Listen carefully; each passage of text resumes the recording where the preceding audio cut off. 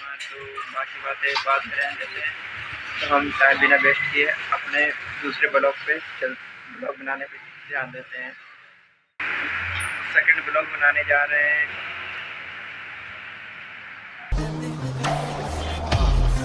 Jupiter का full engine खोलने आजा भाई।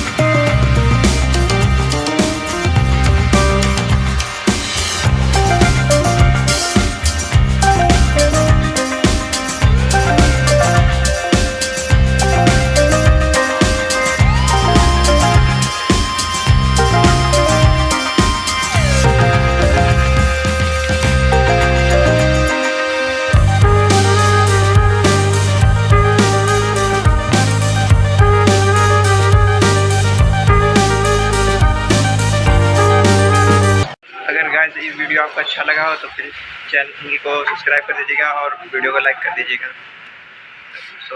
मुंह से सुपारी निकाल के बात कर रहे बाबा। इसके मुंह में पैदाइशी सुपारी है, ये तोतला।